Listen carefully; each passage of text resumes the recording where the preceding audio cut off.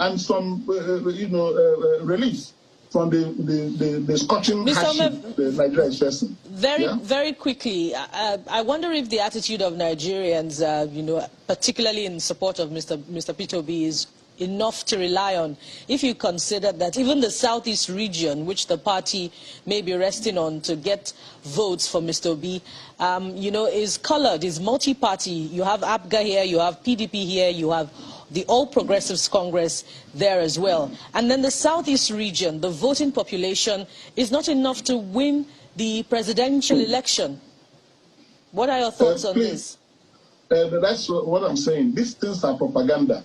Efforts are being made to label Peter to be a Southeast presidential candidate. He is not. He's a Nigerian presidential candidate.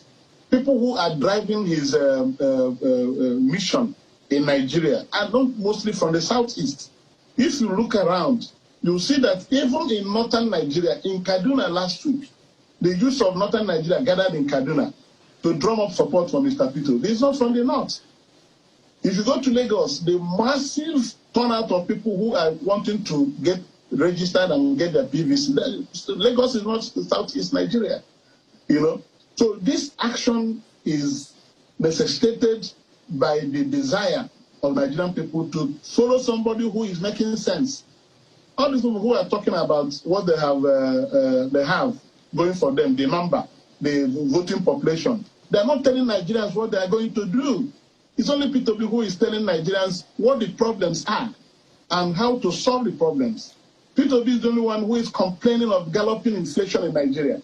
Peter Obi is the only one talking about how to change the lifestyle in Nigeria, how to change from consumption to production, so that to be able to contain our economic problems. He's the only one saying it. Somebody will come out and say, I have the number. People will vote for me. They will not vote for Peter Obi. And they say they're not campaigning again anymore on the basis of where you come from. And they are very mindful of the statement they are making that if Peter Obi becomes the candidate, that they will not vote for Peter Obi. What a contradiction in arguments. So what I'm telling you is that going forward, the Nigerian people who are supporting Peter Obi cut across cultural, religious, and tribal lines. Yes, if Peter Obi is not a candidate, they want to label him an Igbo candidate so that they begin to use their feudal control over those they've been manipulating in the past to gain advantage. They don't want to take it because Peter has asked a question. What is the cost of bread in Kano? What is the cost of bread in Meduguri? Is it different from the cost of bread in Lagos or Enugu or anywhere? The problems in Nigeria are general, and people are feeling the brunt of this bad governance. So let them not pretend that they don't know that people are moving away from the past. People are looking for somebody who will bring the change. If Nigeria succeeds, everybody will be happy. If we continue to vote along those primordial lines and sentiments, it means that the nation will be stuck at its present stage. There's no solution. I've given you the statistics now. Unemployment, universities are on strike. ASU is on strike. Our students have been at home doing nothing. Unemployment is very high. So people are bearing this, not these people contesting this election. They must think about the attitude of the people who will cast these votes, not themselves contesting the election. They are big men. They are not the people suffering. Kwankwaso is not a man of the masses. Let him stop deceiving anybody. Why are we still having Amajiris in Kano? Amajiris are everywhere in Kano. This is a state you said they governed for 8 years and transformed. But poverty is ravaging a lot of young people there. So people will look beyond those claims in deciding who they will vote for. Nigeria we need is a Nigeria where life will be better for everybody, where there will be prosperity in the land, where there will be shift from the way things are being done.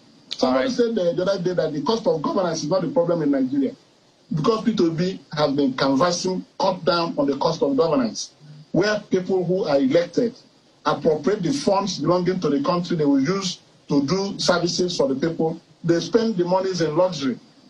Today, our debt profile is amazing. Well, Nigeria, the other day I saw on the line. The issue is never I'm coming, please. These are the issues. I'm coming.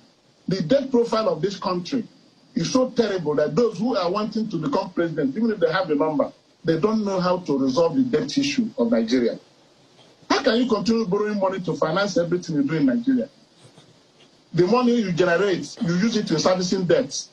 And you have 200 million, over 200 million people in Nigeria with various needs. So we need somebody who will put all these things in reverse. And the only person who is making sense is Mr. P2B. Because he's somebody, I can tell you, if you accuse him of anything, management of resources is number one. This is somebody who can stay in the midst of plenty of money and it will not get into his head. He gets value for any money he will spend. And that's what Nigeria is suffering now. People who are running Nigeria are not running Nigeria like a business. Where you do business, you expect to make profits. In Nigeria today, any money that comes is squandered. Nothing is being invested in a manner that you can earn profits or anything. So it's a sharing economy that we are running. All right, and P2B is campaigning against it. That's what people are seeing. That's why they are following him.